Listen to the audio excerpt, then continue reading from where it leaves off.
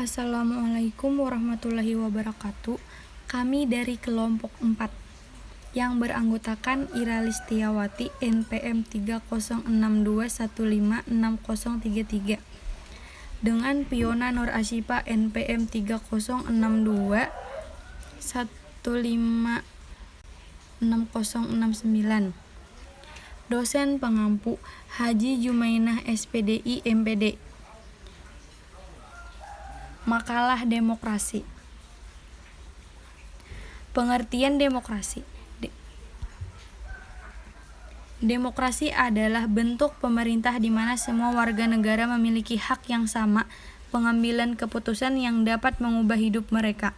Demokrasi mengizinkan warga negara berpartisipasi baik secara langsung atau melalui perwakilan dalam perumusan, pengembangan, dan pembuatan hukum. Demokrasi mencakup kondisi sosial, ekonomi, dan budaya yang merugikan adanya praktek kebebasan politik secara bebas dan setara. Jenis-jenis demokrasi. 1. Demokrasi langsung. Demokrasi langsung adalah ketika warga negara dapat memilih kebijakan secara langsung tanpa perantara atau majelis parlemen.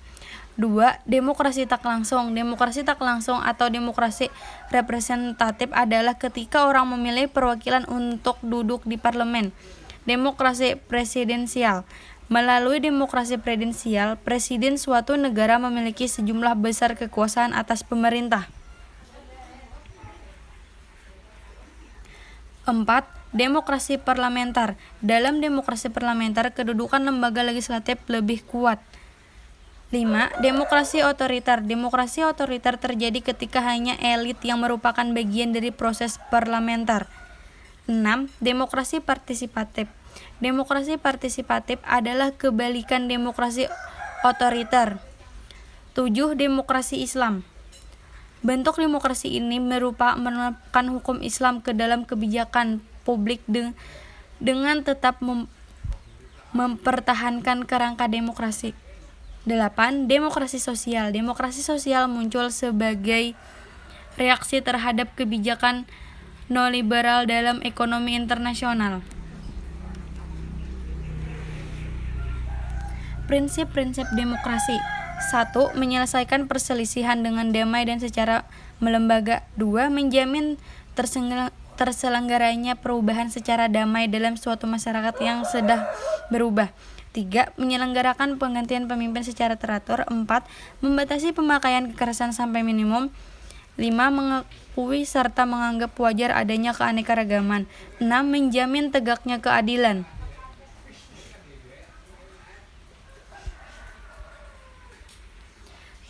Contoh-contoh demokrasi. 1. Orang tua yang tidak mendidik keras anaknya.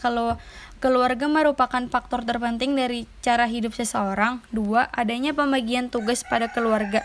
Dalam sebuah keluarga pastinya diisi oleh beberapa anggota keluarga yang tersayang. 3. Diskusi kelompok. Selain di keluarga, demokrasi juga dapat kita temukan pada sekolah. 4. Musyawarah penentuan ketua kelas. Yang lain dari contoh Pancasila ada demokrasilah musyawarah penentuan ketua kelas. 5. Pemilihan ketua RT atau RW. Selanjutnya kita menuju ke kehidupan bermasyarakat tentunya. 6. Adanya gotong royong. Kehidupan masyarakat tidak lepas dari yang namanya gotong royong. 7. Musyawarah penentuan ketua kelas.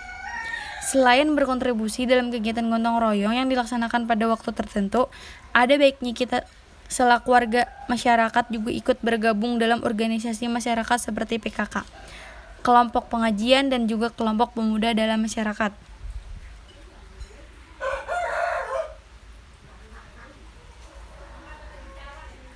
8. Aktif dalam organisasi masyarakat. Selain berkontribusi dalam kegiatan gotong royong yang dilaksanakan pada waktu tertentu, ada baiknya kita selalu warga masyarakat juga ikut bergabung dalam PKK, kelompok pengajian, dan juga kelompok pemuda dalam masyarakat.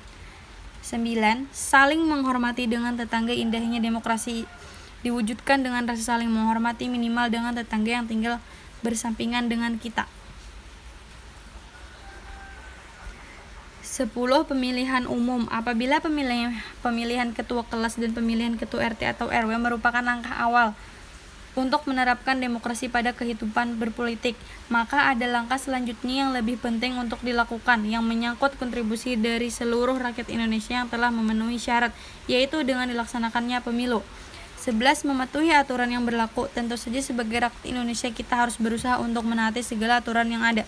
Mengingat negara kita juga termasuk dalam negara hukum, yang mana segala konsekuensi tentang tindak pidana akan diadili seadil-adilnya dengan menggunakan undang-undang yang ada.